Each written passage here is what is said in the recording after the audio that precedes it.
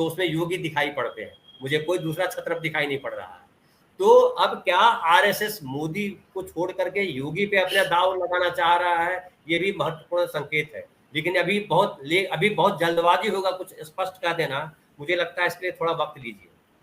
जी, आपने अच्छी बात कही है, लेकिन मोदी को अभी भी ऑल इंडिया रिकॉग्निशन है जो योगी को नहीं है। योगी को ऑल इंडिया में कोई एक्सेप्ट नहीं करता है, सिवाय यूपी से बाहर निकल जाए तो उनका कोई एक्सेप्टेंस नहीं है किसी और प्रदेश के अंदर जो मोदी जी को एक्सेप्टेंस मिलता है।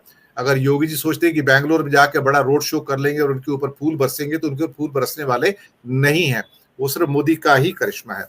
अनिल जी, आपके पास आता हूं। जो बातें विवेक जी ने कही और धनंजय ने कहे बिल्कुल सही है, और शिंदे की हालत तो बिल्कुल ऐसे है, ना घर के ना घाट के, ना इधर के ना उधर के, हर पल तलवार लटकी हुई है कि मैं बंद हो गया, और उसके बाद राजनीतिक भविष्य वैसे ही समाप्त इनका होने जा रहा है जैसे महाराष्ट्र के अंदर एक और बड़े प्रमुख नेता का राजनीतिक भविष्य समाप्त हुआ है, जिसका नाम है राज ठाकरे। वो भी ना इधर के हैं और ना उधर के। आज मनसे की स्थिति क्या है, निर्दलीय से बदतर है, मैं आपको बताऊं, एक निर्दलीय से। वही शिंदे साहब की भी स्थिति होगी, और लेटेस्ट सर्वे के अंदर भी जो आए हैं 5.5% वोट उनको दिए जा रहे हैं। 5.5% से तो आपकी सारे क्षेत्रों में जमानत भी जब्त हो जाती है। सीट जीतने की तो बात छोड़ दो, एक थाने सीट को छोड़ के जो उनका अपना गढ़ है, बाकी तो 48 से 47 सीटें बिल्कुल एक तरह से कहा जाए। लेकिन बीजेपी के भी विरोधाभास कम नहीं है। एक्चुअली बीजेपी का भी पूरा कांग्रेसीकरण हो चुका है इस टाइम। आप राजस्थान में जाओ, एमपी में जाओ, महाराष्ट्र में जाओ, कर्नाटक में जाओ, हर जगह उसका कैरेक्टर अब वही है जो कांग्रेस वाला होता था, बिल्कुल अलग नहीं है। तो महाराष्ट्र में जो घट रहा है उससे कोई हैरानी नहीं है, और फडणवीस भी अपना एक अच्छा चेहरा केंद्र के सामने रखने में कामयाब नहीं हुए हैं, क्योंकि एक ब्राह्मण नेता होने के बाद, वो भी नागपुर से, शायद बीजेपी इस बात को महसूस कर रही है कि इनके सहारे ना विधानसभा का चुनाव जीता जा सकता है, ना लोकसभा का चुनाव जीता जा सकता है, और ये कमजोर कड़ी है। कर्नाटक में तो येडुरप्पा थे, उनको हटा दिया, लेकिन ये कमजोर कड़ी है, और गडकरी को बाहर रखते हैं, उनको पहले ही अंदर नहीं आने देते। अनिल जी।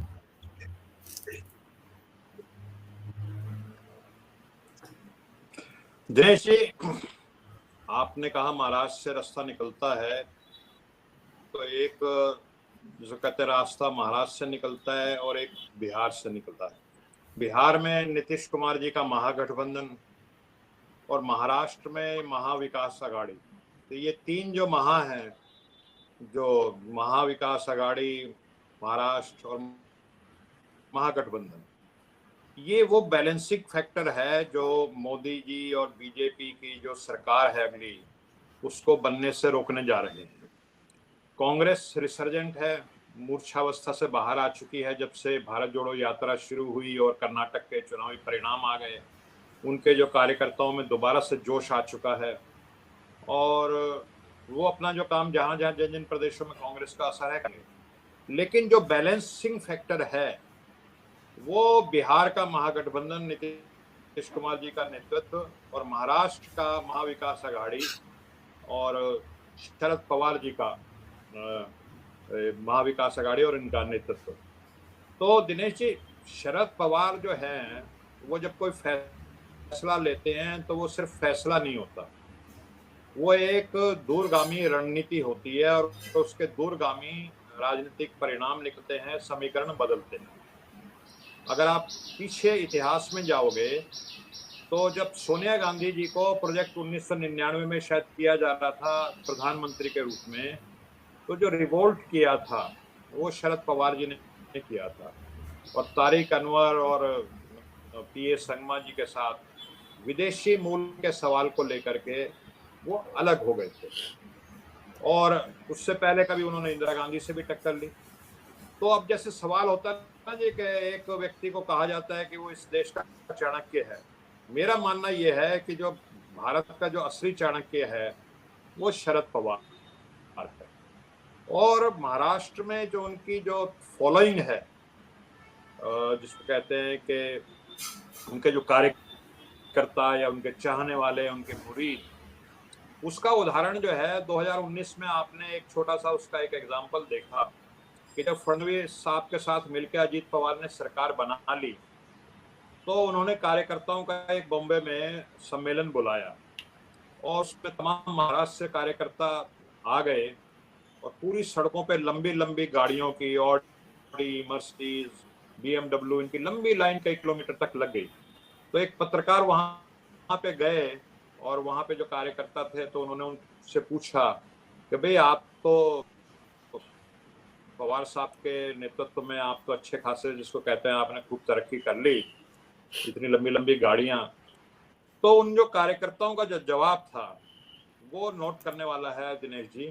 उन्होंने कहा इन सब गाड़ियों में हम अभी 10 सेकंड में आग लगा देंगे अगर भाऊ जो है शरद पवार जी हमें आदेश दें। तो ये है फैन, जिसको कहते हैं लॉयल्टी, वफादारी।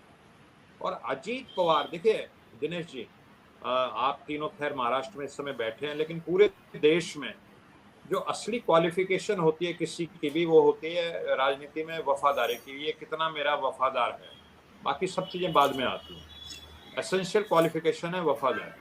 तो अजीत पवार साहब का जो पीछे 2-4 साल में जिस तरह से उनका व्यवहार रहा है, वो थोड़ा जो विश्वास था शरद जी का वो डगमा गया, शरद पवार जी का वो डगमगा गया है अजीत पवार में।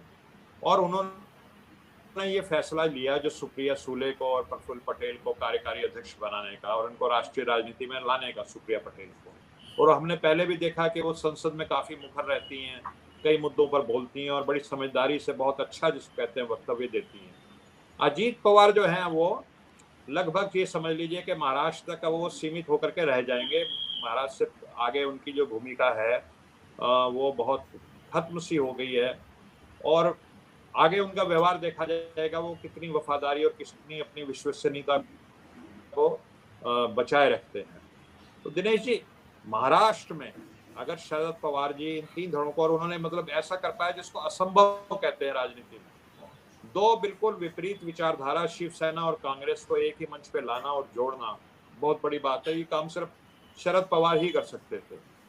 तो वो जो असली जिनको मैं भारत का चाणक्य राजनीति का बोलता हूँ, उनकी महाविकास आघाड़ी और नीतीश कुमार जी का महागठबंधन, ये 2 चीजें जो है वो अगले चुनाव में मोदी जी को, भारतीय जनता पार्टी को दोबारा से सत्ता में आने नहीं देंगी और ये एक नया इतिहास रचेंगी। और जिस तरह के सर्वे आ रहे हैं कि 48 में से 5-7 सीटें, वो आज के सर्वे बताते हैं, बीजेपी की आती हैं।